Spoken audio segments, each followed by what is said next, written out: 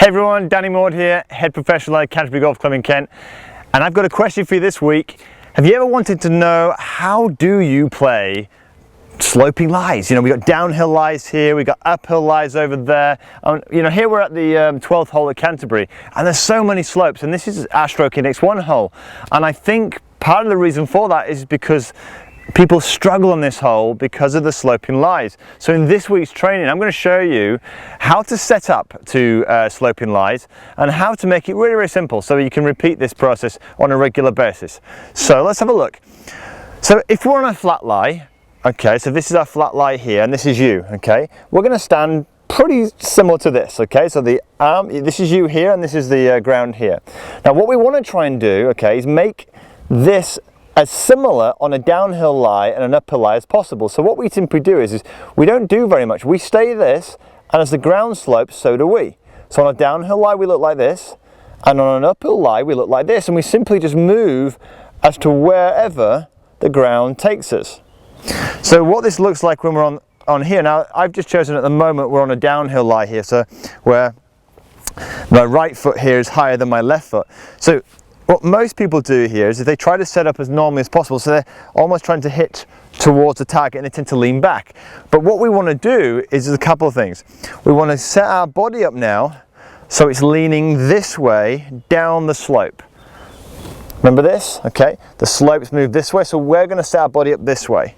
We're also going to make one tiny alteration in the ball position. We're going to move the ball slightly further back than normal. So whatever club you've got in your hands, if it's a wood and the ball's towards your left heel, just move it back a couple of inches.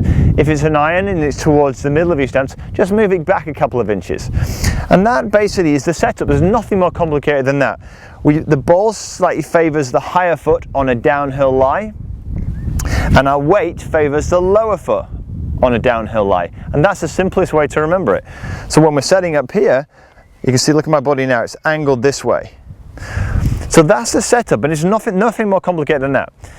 The tricky thing about these type of lies is we don't like the feeling a lot of the time. So what tends to happen is we tend to try to help it, we tend to try to return back to this weight distribution that's fairly even as it would be on a flat lie, and what you see a lot of the guys doing is they tend to lean back here and they start to thin the golf ball.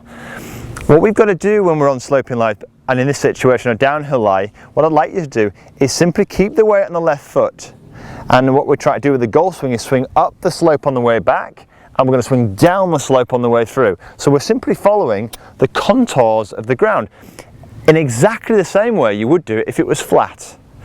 As I just repeat myself here, but what tends to happen with most golfers and why they struggle with this is that when they're on a slope, they don't follow the contours of the ground on the way back and on the way through, i.e. down here. They try to lift it up towards the target. One thing that can help you with this, to kind of stop this, is when you're on a downhill lie, if you would normally take, let's say, a 6-iron from 150 yards, let's say, start to increase the loft. Maybe take a 7-iron or an 8-iron, and what that will ensure is, obviously on a downhill lie when I'm leaning forward here, this 6-iron I'm also de-lofting it, so I'm turning the 6-iron more into like a 5-iron or even a 4-iron. So if you go on a downhill lie, move the loft up to maybe a 7 or an 8-iron. The other situation I have with this particular lie is it's not just a downhill lie, it's also a lie where the ball lies below my feet. Now, this is probably, I think, the trickiest one. The ball's below your feet and we're almost out of balance here. We're almost reaching for the ball at times. So what happens and when the ball's below your feet, the ball wants to tend, for a right-handed golfer anyway, it tends to want to curve to the right. Now the best way you can remember this is if I was to drop the ball here, the ball's going to roll away this way. It's going to roll from left to right. So that's the way the ball is going to want to drift on it when the ball's below your feet. So one of the things you want to do here is this: when the ball's below your stance, okay, is widen your stance a little bit. What that does is it sets the body a little bit lower to the ground. The second thing you want to do is just when you focus more on balance, get your body a little bit more over the golf ball, okay, like this. And then I think the main aim here when you're in these situations is just make a nice smooth swing and maintain your balance. Try not to worry about trying to hit at your maximum distance. You know, you're off balance now, full stop. You know, we're on slopes. the slope is taking us off balance. If we start hitting this hard, we're going to lose our balance very, very quickly. So one of the things I generally focus on when I'm coaching people, so on any slope for that matter, is just swing within yourself. Almost half, three-quarter golf swings with your primary focus to make a swing which stays in balance as best as you possibly can. So in summary there, the ball below the feet here, okay, we widen our stance just a little bit and we get our bodies a little bit lower to the ground. And then what I do is I make some swings. And what I'm trying to do here is almost quite a technical term, but I'm trying to calibrate with the ground. I'm making a swing, and I might start off with, I might miss the ground a few times. Well, that's fine. I just keep swinging until I get a feel of a balanced swing and me brushing the ground. And you'll notice here, my swing's not very long, it's actually quite short, okay? So from this position here, let me hit a shot for you. So from here, I'm holding my balance. I'm going to swing up the slope on the way back and down the slope on the way down because it's also a downhill lie. And away we go. And you'll notice my finish position here is very low. I'm not swinging up here. Why? Because I'm off balance. I want to follow the slope all the way down. I don't want to lean back here. All right? Let's move on to uphill lies now. So here I am now on an uphill lie, and this is pretty steep. So we're going to, as you can see, so what we're going to do, if I can kind of keep the ball in the same place, bear with me a second.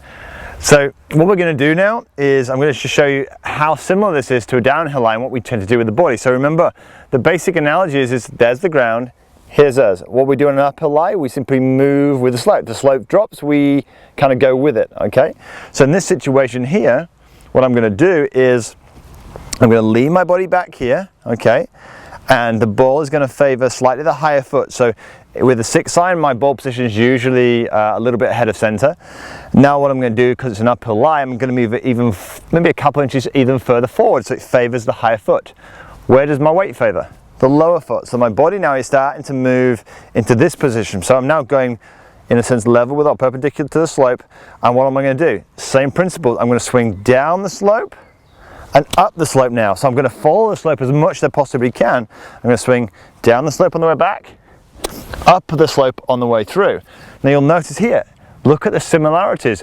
I can't have a very full and aggressive swing here. Why? Because I'm off balance. So you'll notice my backswing is actually quite short, and so when I finish through, when I'm coming through here, also my follow through is pretty short. I can't get through, okay? So the same principles apply. All we're simply going to do is move our body with the slope. The ball favors the higher foot, the weight favors the lower foot, and what we do in your golf swings is we simply swing within yourself with some rhythm and balance, and when we swing back and we swing through. With that in mind, follow the same procedure. In my practice swings, what I'll do is I'll do some swings and I'll just try to calibrate the golf club with the ground. And what I mean by that is when I'm swinging, I might find on the first one, I might go thud the club straight into the ground. That's absolutely fine, you know. That just basically means that what I'm doing is as my weight's moving from my right foot, I'm almost trying to get back to where I feel comfortable. This doesn't feel very comfortable, so it's going to take a little bit of adjusting. So what I do is I make some swings, keep swinging until I get that brushing sound.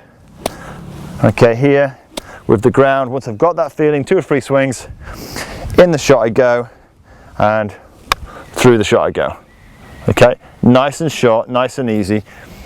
It'll be a little bit longer than that, but when I'm swinging here, I'm swinging down the slope and up the slope.